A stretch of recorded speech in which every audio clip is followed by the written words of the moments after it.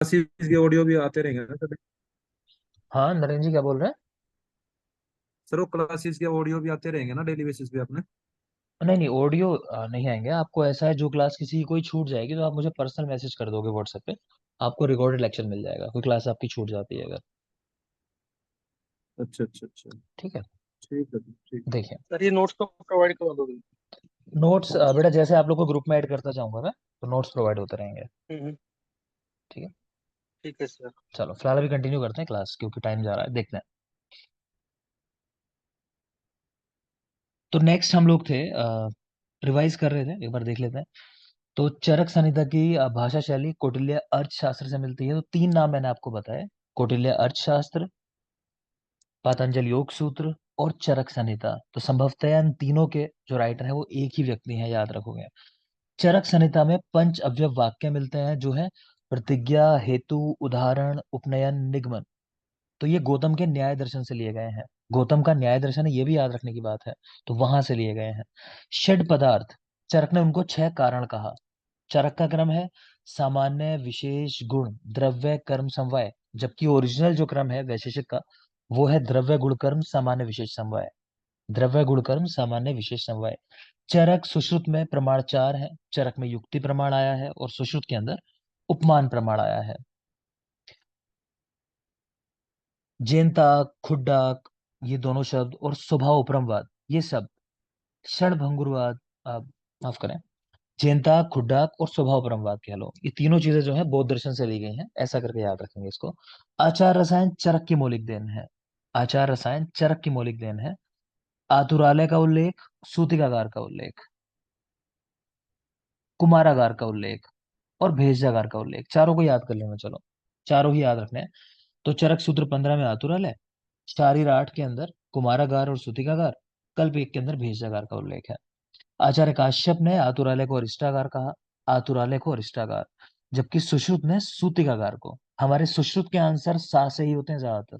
तो सुश्रुत ने सूतिकागार को अरिष्टम या अरिष्टागार कहा है। अब आगे देखोगे, देखो रोग मेनली हम लोग पढ़ेंगे। कुछ होते हैं दोषज, जैसे वात, पित्त, कफ, इनकी वजह से होने वाले। कुछ होते हैं कर्मज, कि आपने कुछ गलत काम किया। जैसे चार रोग मेनली हम पढ़ेंगे: कुष्ठ, क्षुत्र, किरमिच्छ्र रोग और उदर रोग। कि ये रोग क्यों होते हैं, कि हम कुछ गलत काम करते हैं लाइफ में अपने, कि हमने कोई पाप किया हो, किसी को नुकसान पहुंचाया हो, उस तरह से। ठीक। तो एक होते हैं दोषज, एक होते हैं कर्मज, और एक होते हैं दोष कर्मज रोग, जिनमें दोष भी लगा होगा, कोई कर्म भी साथ में लगा होगा। ठीक है। तो हम क्या करते हैं, दोषज रोगों की चिकित्सा क्या होती है, कि आपने मेडिसिन यूज कर ली, वो दोष ठीक हो जाएंगे। कर्मज रोगों की चिकित्सा क्या होती है, अपने बुरे कर्मों को हम क्षय करने की कोशिश करते हैं। कैसे? अच्छे कामों से। कि आपसे कोई गलती हो गई तो आप पश्चाताप करते हो ना, कि आप गए, आपने दान किया, गंगा स्नान किया, इस तरह की चीजें मान लो। तो उसको बोलते हैं कर्मज रोगों की चिकित्सा। कि दूसरे कर्मों से उन कर्मों का क्षय कर दो जो गलत काम किए हैं। कुछ होते हैं दोष कर्मज रोग, तो वहां दोष भी है, कर्म भी है। तो कुछ काम होंगे, कुछ दोषों के अगेंस्ट चिकित्सा होगी। प्लस कर्मज रोगों की एक चिकित्सा ये भी है, कि ईश्वर को प्रसन्न करने के लिए जो चीजें हम लोग कराते हैं, जैसे मान लो व्रत रखना, है ना, कि भगवान के नाम से व्रत रखा। कुछ बोल देते हो आप कि हे भगवान, ये काम मेरा ठीक हो जाए तो ऐसा हो कर दूंगा मैं, उस तरह की चीजें। मंत्र चिकित्सा, वो सब इसी में आती है, कर्मज रोगों में। ठीक है। तो यहाँ देखोगे आप, विष्णु सहस्त्रनाम पाठ, भगवान विष्णु की पूजा है कुल मिला के। तो वो कहाँ बता रहे हैं? विषम ज्वर की शांति के लिए। तो ये इसलिए उदाहरण जरूरी है, कि ज्वर को मेनली हम लोग दोषों की वजह से मानते हैं। हम लोग पढ़ेंगे कि मान लो वात है, पित्त है या कफ दोष है, उसकी वजह से ज्वर हो रहा है। ठीक है। लेकिन फिर भी वहां पे कर्मज रोगों वाली चिकित्सा आई है, विष्णु सहस्त्रनाम पाठ आया है, तो आपको ये याद रखना है।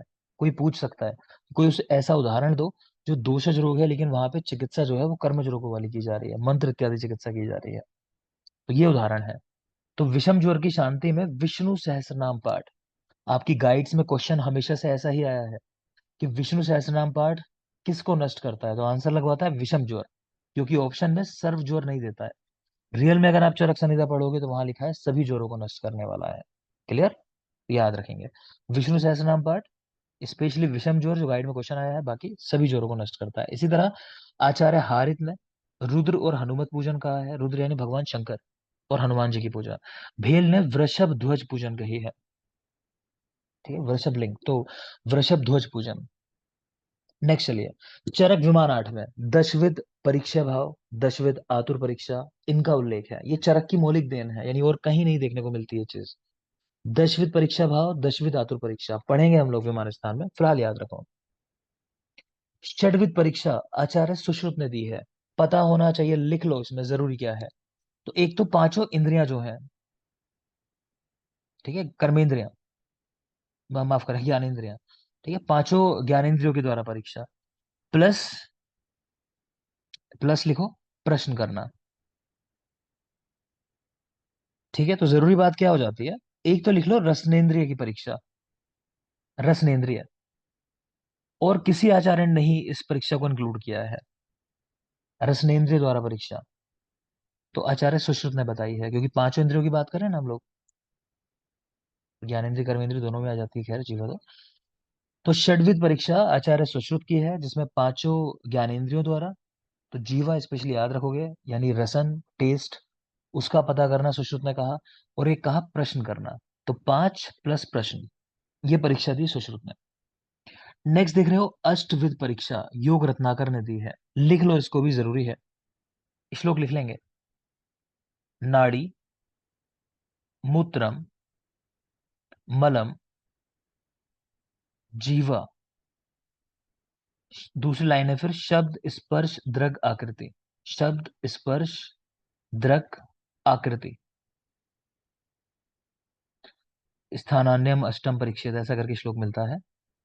इन 8 स्थानों की परीक्षा करनी चाहिए।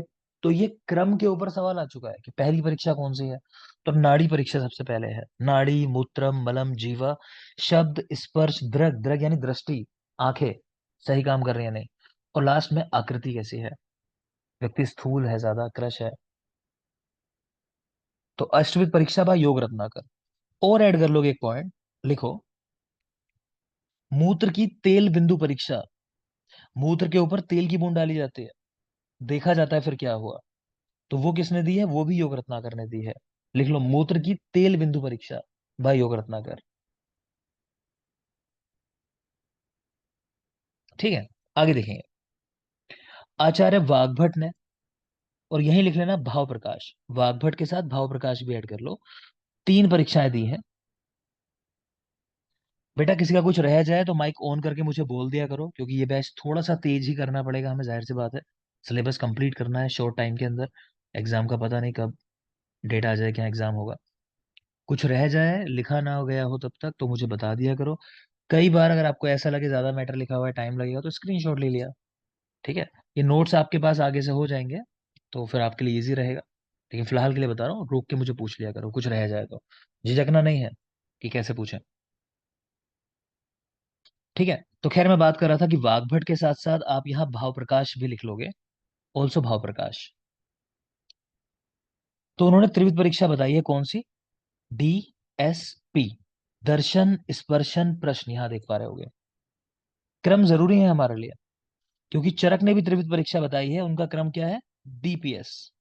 तो हम ऐसा याद रखते हैं कि चरक डीपीएस में पढ़ते होंगे, देखो दर्शन प्रश्न स्पर्शन, चरक डीपीएस स्कूल में पढ़ते होंगे, दिल्ली पब्लिक स्कूल, और जो आचार्य वाग्भट है और भाव प्रकाश है, वो पुलिस विभाग में डीएसपी के पद पे होंगे, डीएसपी, क्रम में डिफरेंस है बस, याद रखेंगे।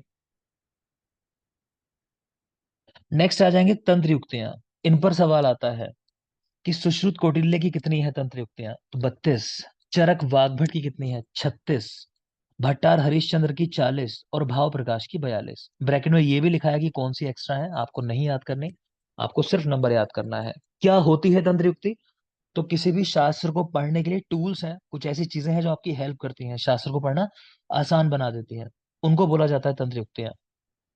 नंबर बहुत जरूरी है बेटा, बिल्कुल याद होना चाहिए। और ये भी समझ लोगे, कोई आपसे कह रहा हो कि एमओ के एग्जाम में अब चीजें बहुत सुपरफिशियल आती है, हरियाणा तो पहले से ही फेमस रहा है ना, हरियाणा में पहले भी काफी डीप क्वेश्चन आते थे, मुझे अपने टाइम का याद है, कभी हम लोग तैयारी करते थे, तो उस समय हम पेपर देखते थे कि च्यवनप्राश में आंवलों की संख्या, मतलब उस जमाने में संख्या वगैरह इस तरह के क्वेश्चन आते थे, जो बड़ा आसान था सब कुछ, है ना, तो इतना आसान नहीं आएगा पेपर। सब जगह पे अब सनिताओं से पेपर आ रहा है, उठा के देख लो, कहीं भी एमओ का एग्जाम हो रहा है तो थोड़ा सा मन को पक्का करके पढ़ना। तो सुश्रुत कौटिल्य 32, चरक वाग्भट 36, भट्टार हरिश्चंद्र 40, और भाव प्रकाश 42 तंत्र युक्तियां। भाव प्रकाश 42 नंबर याद रखने हैं, बहुत जरूरी है। चरक संहिता में 10 प्राणायतन बताए गए, 10 ऐसी जगह जहां प्राण रहता है हमारे, 10 प्राणायतन। गर्भ की परम आयु 100 वर्ष बताई गई। गर्भ की परम आयु, तो कलयुग में हमारी जो आयु है 100 ही वर्ष है, तो गर्भ जो है वो 100 साल तक जिएगा, ये मतलब है कहने का।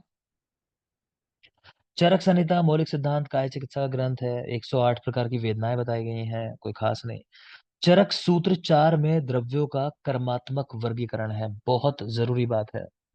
चरक सूत्र 4 वही है जहां महाकषाय का उल्लेख आया है, 50 महाकषाय जहां पढ़ते हो, तो वहां क्या है, द्रव्यों का कर्म बताया हुआ है कि भाई ये लेखनीय महाकषाय है, ये शोधर महाकषाय है, तो वो काम के आधार पर उनका डिवीजन किया है, ठीक है। तो उसको बोलते हैं कर्मात्मक डिवीजन, कर्मात्मक वर्गीकरण। जबकि नीचे देख पा रहे हो चरक सूत्र 27, वहां रचनात्मक वर्गीकरण है, द्रव्य देखने में कैसे हैं, कि ये सारी दालें हैं, ये सारे अन्न हैं खाने वाले, ठीक है, ये हरी सब्जियां हैं, तो उस तरह से डिवीजन है वहां। तो याद रखोगे, चरक सूत्र 4 में द्रव्यों का कर्मात्मक वर्गीकरण, सूत्र 27 में रचनात्मक वर्गीकरण। सूत्र 4 में 50 महाकषाय का उल्लेख है, 50 महाकषाय। इसका मैं आपको वीडियो लेक्चर दूंगा 50 महाकषाय का, तो वो आप डेली अपना 5 5 10 10 याद करते चलना, ठीक है। इसी तरह अग्रे हैं जो हमारे सूत्र 25 के अंदर, उसका आपको वीडियो लेक्चर दूंगा, तो ये रटने वाली चीजें हैं, तो इनको धीरे धीरे धीरे आप याद करना शुरू करोगे, ठीक है। तो चरक सूत्र 27 में द्रव्यों का रचनात्मक वर्गीकरण, 50 महाकषाय है, यानी कि कुल 50 ऐसे इन्होंने ग्रुप बना दिए जिन द्रव्यों के, प्रत्येक ग्रुप में 10 द्रव्य हैं। तो अगर कोई पूछे कुल कितने द्रव्य हैं महाकषाय के अंदर, तो 50 ग्रुप हैं 10 10 के, तो कुल हो जाते हैं 500। बात समझ में आ रही है? आगे पढ़ाऊंगा इसको क्लियर करके मैं, फिलहाल याद रख सकते हो। चरक सूत्र 27 में रचनात्मक वर्गीकरण है, वहां द्रव्यों के 12 वर्ग बनाए हैं, जैसे यहाँ 50 महाकषाय है ना, ऐसे वहां 12 वर्ग हैं। नेक्स्ट चलोगे, चरक क्लब की स्थापना 1898 में न्यूयॉर्क में की थी, किसने? प्रोफेसर ओसलर ने, याद रखोगे ना। चरक क्लब है ना, फैन क्लब जैसे होते हैं ना, तो उस तरह का 1898 में न्यूयॉर्क सिटी में, किसने? प्रोफेसर ओसलर ने। वायु का वर्णन भगवान विष्णु के रूप में आया है चरक संहिता में। पुरुष को 16 कलाओं से युक्त बताया, 16 कलाएं, कला यानी गुण, तो 16 गुण कह सकते हो आप। पुरुष को 16 कला से युक्त बताया। यही सुश्रुत का रेफरेंस दिया हुआ है कि वहां भी पुरुष को 16 कलाओं से युक्त कहा है। प्राण एकादश या द्वादश, यही लिख लो पहले कि एकादश ऑल्सो द्वादश। बेस्ट आंसर पूछे तो ये लगाना है, आपकी गाइड में क्वेश्चन आ चुका है कि आचार्य सुश्रुत के अनुसार प्राण कितने हैं, तो हम 12 की तरफ जाएंगे, 11 बाद में, तो द्वादश और एकादश ऐसा। 1120 रोग बताए गए हैं, 573 द्रव्यों का उल्लेख है सुश्रुत संहिता में, 573 द्रव्य, 1120 रोग, 573 द्रव्य। अब आ जाती हैं चरक संहिता की टीकाएं, बहुत बहुत जरूरी हैं बेटा, बिल्कुल रटी होनी चाहिए। चलो देख लेते हैं, ठीक है, देखोगे। चरक संहिता की सबसे पहली टीका बहुत जरूरी है, प्रथम टीका है, संस्कृत भाषा की है, और भट्टार हरिश्चंद्र ने लिखी है, चरकन्यास। इन्हीं भट्टार हरिश्चंद्र ने खरनाथ संहिता का प्रतिसंस्कार भी किया है, ये भी बहुत जरूरी बात है। सारी यहाँ की जितनी भी टीकाएं हैं ना, बहुत जरूरी हैं, बिल्कुल रट लेना। टाइम भी इसका जरूरी है, 6th सेंचुरी। तो चरक पे लिखी गई प्रथम टीका भट्टार हरिश्चंद्र ने लिखी, चरकन्यास नाम है इसका। इन्होंने ही खरनाथ संहिता का प्रतिसंस्कार भी किया है। फिर देख रहे हो चरक पंजिका, स्वामी कुमार, 7th सेंचुरी। याद ऐसे रखते हैं कि स्वामी जी हैं, अपना पंजा दिखा रहे हैं, आशीर्वाद दे रहे हैं पंजा दिखा के किसी को, है ना, इमेज सोच के देखा करो कि कोई स्वामी है, आशीर्वाद दे रहे हैं अपने पंजे से, तो स्वामी जी का पंजा, है ना। अभी हाथरस में हुआ है पूरा कांड, वो स्वामी जी ने आशीर्वाद ही दे दिया, निपटा दिए 200 के लमसम। निरंतर पद व्याख्या जेजेट, 9th सेंचुरी, टाइम इनका भी जरूरी है, बुक बहुत जरूरी है। निरंतर पद व्याख्या जेजेट, बिल्कुल याद रखना बेटा।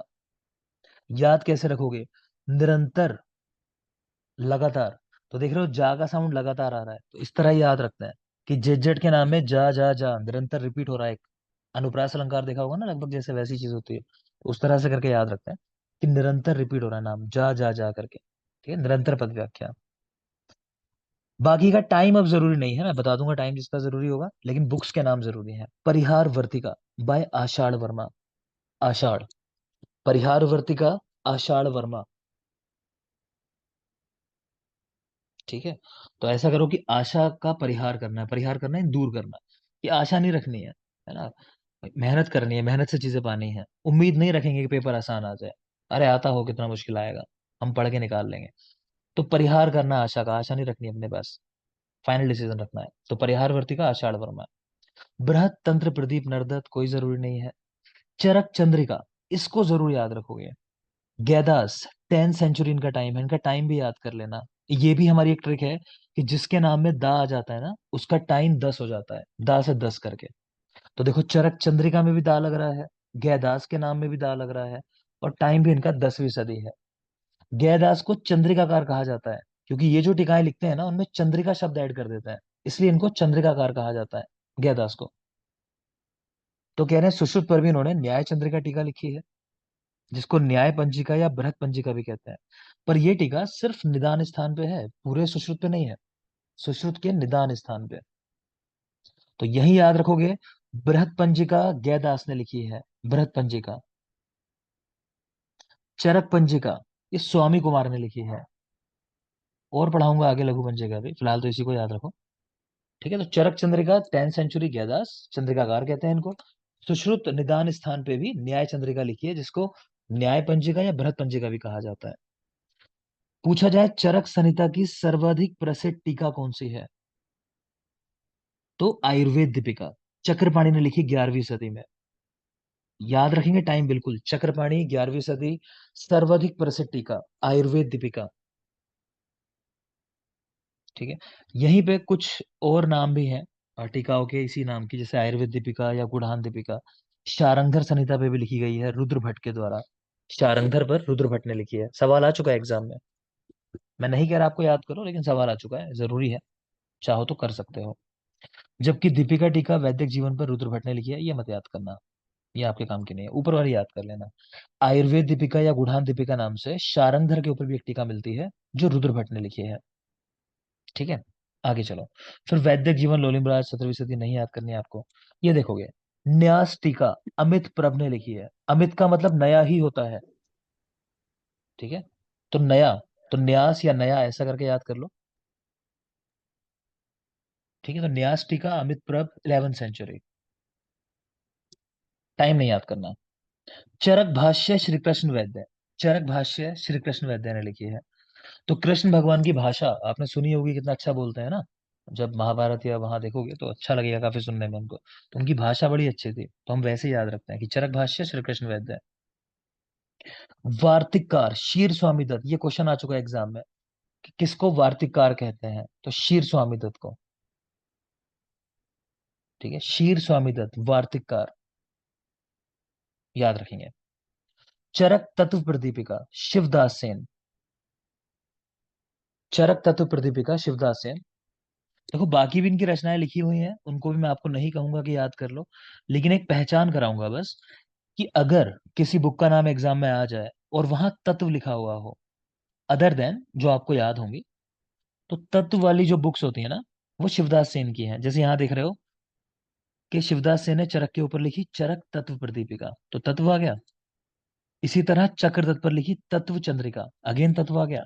अष्टांग हृदय पे तत्व बोध, तो यहाँ भी तत्व है, उत्तर तंत्र पे लिखी है। रस रत्न समुच्चय पे तत्व बोधनी टीका लिखी है। तो मेरी बात समझ रहे हो कि शिवदास सेन की रचना जो है उनमें तत्व लेटर आता है जनरली, तो इससे आइडेंटिफाई कर लेना है, बाकी नहीं कहूंगा सारे याद करने को, एक नजर डाल लेना बस आप। चरक तत्व प्रकाश कौस्तुभ नरसिंह कविराज 17th सेंचुरी, नरसिंह नाम देख लेना बस। जल्प कल्पतरु ये बहुत जरूरी है, गंगाधर राय की रचना है जल्प कल्पतरु। इससे भी ज्यादा जरूरी है कि जल्प कल्पतरु में इन्होंने चरक के लिए शब्द दिया, सो अखिल शास्त्र विद्या कल्पद्रुम। ये आपको याद रखना है, किसने कहा है इस चरक संहिता को, सो अखिल शास्त्र विद्या कल्पद्रुम, तो गंगाधर राय ने, अपनी टीका जल्प कल्पतरु में। इन्हीं गंगाधर राय को आग्नेय आयुर्वेद भी कहा जाता है, क्योंकि इस नाम से इन्होंने बुक लिखी है एक, आग्नेय आयुर्वेद, ये भी याद रखोगे। किसकी रचना आग्नेय आयुर्वेद, गंगाधर राय की। चरक प्रदीपिका ज्योतिष चंद्र सरस्वती ने लिखी है। चरक प्रदीपिका ज्योतिष चंद्र सरस्वती। चरकोपस्कार योगींद्र नाथ सेन, बहुत बहुत जरूरी। तीन चार बुक बहुत जरूरी है, एक बार फिर सुन लोगे जो जरूरी बुक्स मैं बता रहा हूँ आपको, बहुत जरूरी जो है। पहली चरकन्यास भट्टार हरिश्चंद्र, जो खरनाथ संहिता के प्रति संस्कर्ता है। छठी सेंचुरी, चरक पे लिखी गई पहली टीका। चरक पंजिका स्वामी कुमार, 7वीं सदी। निरंतर पद व्याख्या जेजेट, निरंतर पद व्याख्या जेजेट। फिर आयुर्वेद दीपिका चक्रपाणी, 11वीं सेंचुरी, सर्वाधिक प्रसिद्ध टीका। वार्तिककार क्षीर स्वामी दत्त, वार्तिककार क्षीर स्वामी दत्त। जल्प कल्प तरु गंगाधर राय। सो अखिल शास्त्र विद्या कल्प द्रुम, इन्होंने कहा है चरक संहिता को। आग्नेय आयुर्वेद भी इनको कहा जाता है, इस नाम से इनकी रचना है। और लास्ट ये चरकोपस्कार योगींद्र नाथ सेन। तो उपकार कौन करता है? योगी करते हैं, है ना। योगी लोगों के उनके मन में ऐसे होता है कि दूसरों पे क्या हम करते हैं अच्छा दूसरों के लिए, तो योगी ने उपकार किया, तो चरकोपस्कार ऐसा करके। ठीक है, योगींद्र नाथ सेन। आगे देखो, चक्रपाणी को चरक चतुरानन और सुश्रुत सहस्र नयन कहा जाता है। क्यों? क्योंकि दोनों पे इन्होंने टीकाएं लिखी हैं। चरक पे तो लिखी है, सुश्रुत के ऊपर भी लिखी है, भानुमति या तात्पर्य टीका नाम से टीका है। सुश्रुत सूत्र स्थान पे सिर्फ, तो इसलिए इनको चरक चतुरानन और सुश्रुत सहस्र नयन कहा जाता है, बिल्कुल ध्यान रखना। इनके गुरुजी का नाम नरदत्त है और पिताजी का नाम नारायण दत्त है। तो पिता कौन है? नारायण, नारायण भगवान को कहते हैं। तो पिता तो नारायण है और गुरु कौन है? नर है। तो याद रखना, उल्टा हो जाता है लोगों से। इनकी रचनाओं के नाम जरूरी हैं बेटा, तो आपको याद होने चाहिए। संग्रह नाम से इनकी रचनाएं मिलती हैं। चक्रदत्त संग्रह, चिकित्सा संग्रह, द्रव्य गुण संग्रह, सर्वसार संग्रह, है ना। देख पा रहे हो, तीन चार नाम हो गए संग्रह वाले। इसके अलावा शब्द चंद्रिका है इनकी, शुभांकर, गूढ़ वाक्य बोधक, और सबसे जरूरी भानुमति या तात्पर्य टीका सुश्रुत सूत्र स्थान पर लिखी गई है। भानुमति या तात्पर्य टीका सुश्रुत सूत्र स्थान पर लिखी गई। 13वीं सदी में चक्रदत्त के ऊपर निश्चलकर नामक वैद्य ने रत्न प्रभा नाम की टीका लिखी है। सवाल आ चुका है, रत्न प्रभा टीका किसके ऊपर लिखी गई है? तो चक्रदत्त के ऊपर लिखी गई है, याद रखना, चक्रदत्त के ऊपर। ठीक है, किसने लिखी? निश्चलकर नामक वैद्य ने लिखी। अगली जरूरी बात है, इन्हीं चक्रदत्त ने पहली बार परपटी कल्पना का उल्लेख किया। परपटी जो आप पढ़ते हो, वो भी किसके रेफरेंस में? ग्रहणी प्रकरण में, जब ग्रहणी रोगों की बात की तो वहां परपटी का उल्लेख किया। ठीक, इनके कुछ योग दिए हुए हैं, एक दो जरूरी वाले उनको देखेंगे बस। कि राज्यक्षमा में विंध्यवासी योग, इसको देखोगे।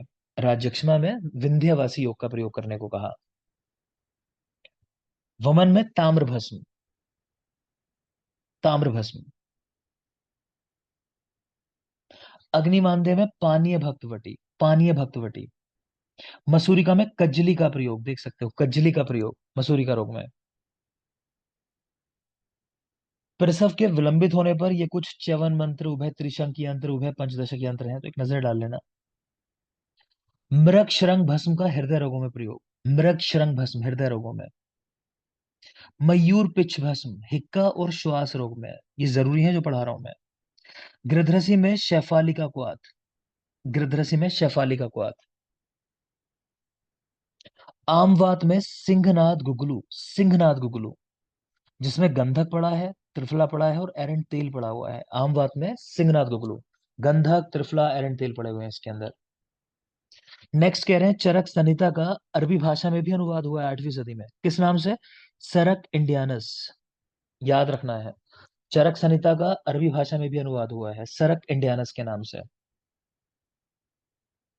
नेक्स्ट देख लो, हिंदी अनुवाद पहली बार किसने किया? पंडित ज्वाला प्रसाद जी ने। चरक का हिंदी भाषा में प्रथम अनुवाद, तो पंडित ज्वाला प्रसाद जी। अत्रिदेव विद्यालंकार, इन्होंने चरक, सुश्रुत, अष्टांग हृदय यानी बृहत्त्रयी, तीनों पर टीकाएं लिखी हैं, याद रखना है आपको। चरक, सुश्रुत, अष्टांग हृदय, तीनों पर टीकाएं लिखी हैं।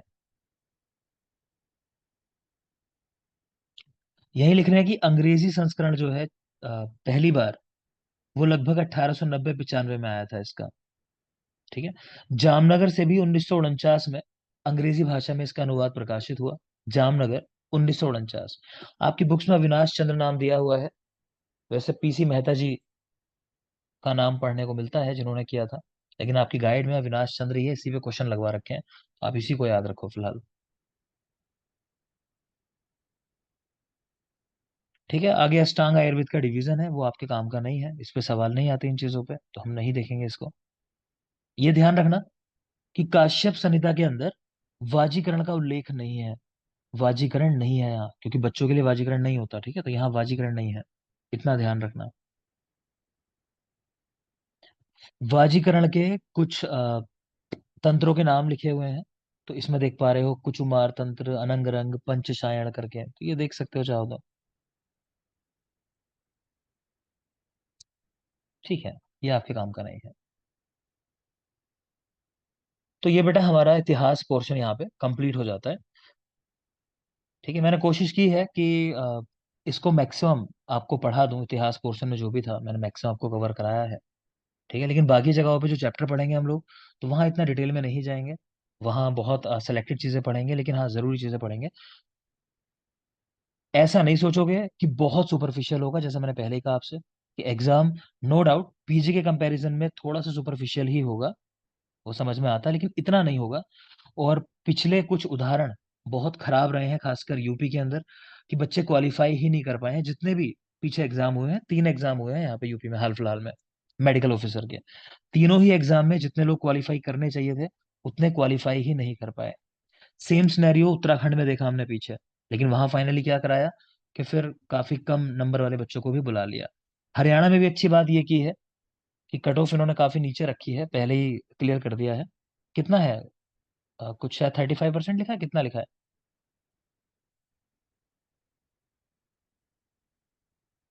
बताएगा कोई?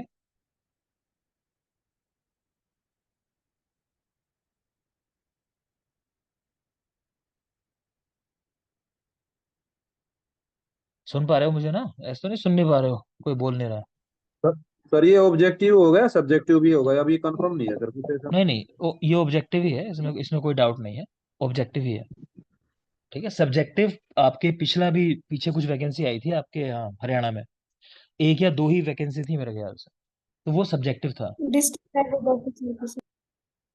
ठीक है ना, तो उसकी वजह से लोगों में कंफ्यूजन हो रहा है, उसका सिलेबस साथ साथ कुछ लोग घुमा रहे हैं, मैंने देखा। तो वो नहीं है, वो अलग एग्जाम था। आपके यहाँ से लोगों ने मुझे कांटेक्ट किया था उसमें पढ़ाने के लिए सब्जेक्टिव, लेकिन बन नहीं पा रहा था, क्योंकि बहुत कम लोग थे जिन्होंने फॉर्म फिल किया था, है ना। तो सब्जेक्टिव नहीं है, ऑब्जेक्टिव है। वही वाला कुछ लोग घुमा रहे हैं इसके साथ में, तो वो गलत कर रहे हैं, वो नहीं है, ऑब्जेक्टिव ही होना है। ठीक है, तो कुल मिला के अच्छे से मेहनत करनी है, अपना काम है मेहनत करने का। हो सकता है एग्जाम बहुत टफ हो सकता है एग्जाम बहुत इजी हो, लेकिन हम दोनों ही कंडीशन के लिए तैयार रहेंगे, आप रिस्क नहीं ले सकते। कितने साल बाद हरियाणा में वैकेंसी आ रही है, फिर पता नहीं दोबारा कब आएगी।